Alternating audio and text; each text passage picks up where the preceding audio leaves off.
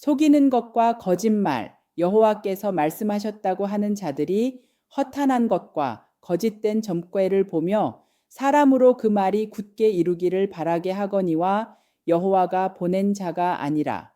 너희가 말하기는 여호와의 말씀이라 하여도 내가 말한 것이 아닌즉 어찌 허탄한 묵시를 보며 거짓된 점괘를 말한 것이 아니냐.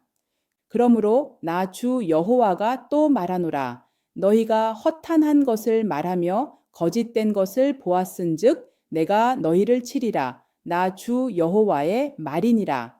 에스겔 13장 6절 이하.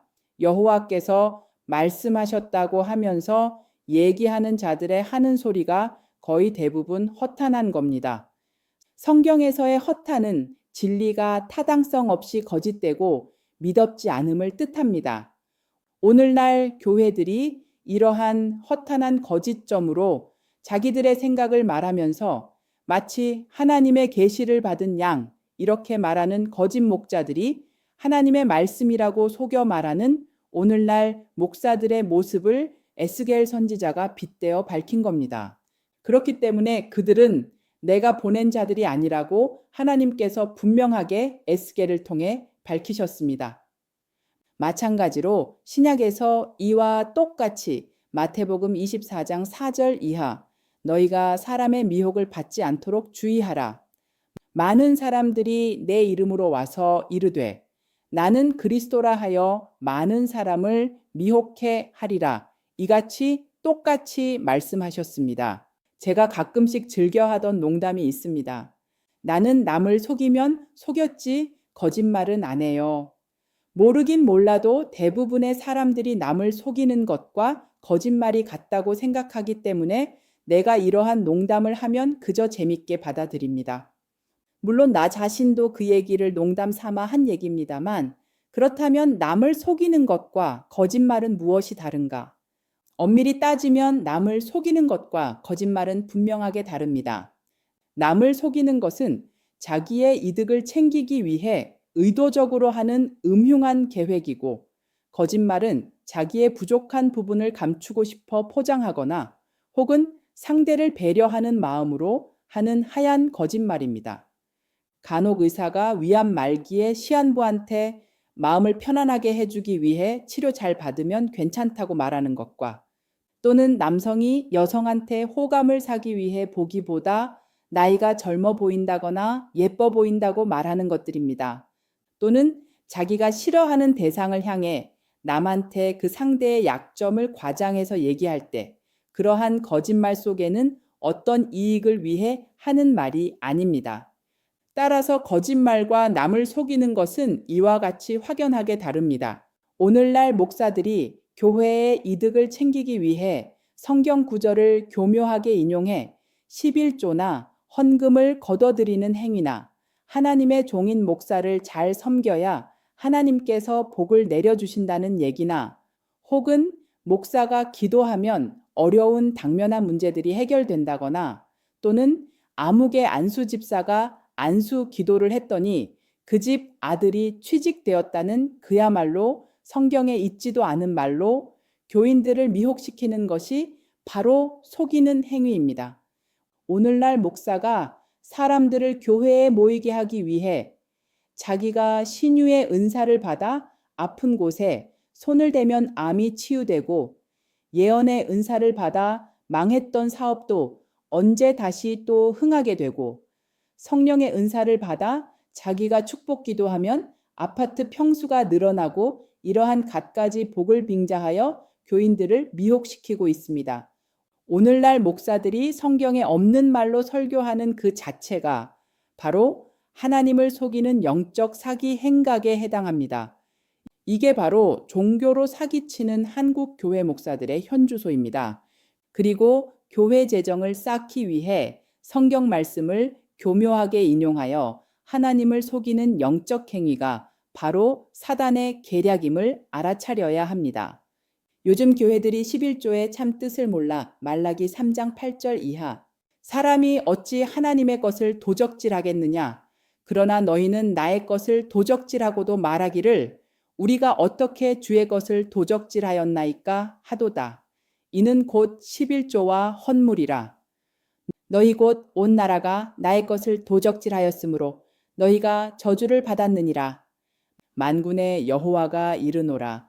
너희의 온전한 11조를 창고에 들여 나의 집에 양식이 있게 하고 그것으로 나를 시험하여 내가 하늘 문을 열고 너희에게 복을 쌓을 곳이 없도록 붙지 아니하나 보라. 이 구절을 갖고 사기를 많이 친다고 생각했습니다. 11조는 단순히 물질적인 소득을 하나님께 10분지 1을 떼어 바친다는 것이 아니라 그 안에는 아주 중요한 11조의 의미가 레위기 27장 30절에 담겨 있습니다. 땅의 10분의 1, 곧 땅의 곡식이나 나무의 과실이나 그 10분의 1은 여호와의 것이니 여호와께 성물이라. 하나님께서 이스라엘에게 11조를 하라고 명령한 것에는 11조가 약속의 땅과 관련이 있기 때문입니다. 그렇기 때문에 하나님께서 이스라엘 백성한테 11조를 명령하신 때가 바로 약속의 땅에 들어가고 난 후의 일입니다. 하나님께서 그 약속의 땅에서 나는 소산과 가축의 10분의 1을 꼭 하나님께 바치도록 한 것에는 유월절 어린 양의 피로 출애굽한 이스라엘을 향해 그 땅과 그 땅에서 나는 소산은 하나님의 열심에 의해 우리에게 은혜로 주어졌다는 것을 기억하게 하기 위함입니다. 또한 11조는 하나님께서 약속의 땅에서 이스라엘에게 하나님의 은혜를 기억하도록 명령하신 하나의 율법입니다. 그러기에 온전한 11조를 하나님께 드릴 때 이 세상 그 어떤 것과도 비교할 수 없는 가장 큰 복인 영생이란 복을 쌓을 곳이 없도록 부어주시겠다라고 약속하신 겁니다. 즉, 하나님의 백성들은 하나님이 어떤 분이신가를 알아보고 그 하나님이 명령하신 말씀들을 듣고 보고 순종하면서 따를 때 그들에게 영생이란 복을 주시는 것이 11조가 담고 있는 깊은 의미입니다. 따라서 11조는 단순히 소득의 10분의 1을 하나님께 바친다는 것보다 하나님의 전적인 은혜로 출애굽한 이스라엘이 즉 세상에 눈을 돌리고 살던 교회들이 다시 하나님의 말씀 안으로 들어와 그 하나님의 은혜가 너무나 감사하게 느껴져 그때 드리는 11조가 바로 신령과 진정으로 드리는 십자가 즉 예배입니다. 하나님은 영이시기 때문에 인간이 바치는 제물엔 관심이 없으십니다. 다만 세상으로부터 출애굽을 시켜주신 하나님의 은혜를 잊지 않고 기억하는 그 심령에만 오직 관심을 갖고 계십니다. 그런 자들이 모여 신앙 고백으로 드리는 예배가 11조의 진정한 의미이기 때문에 신령과 진정으로 드리는 예배만 받으시겠다라고 하신 겁니다. 하나님은 인간들이 먹고 살기 위해 하는 거짓말에는 그다지 관심이 없으십니다.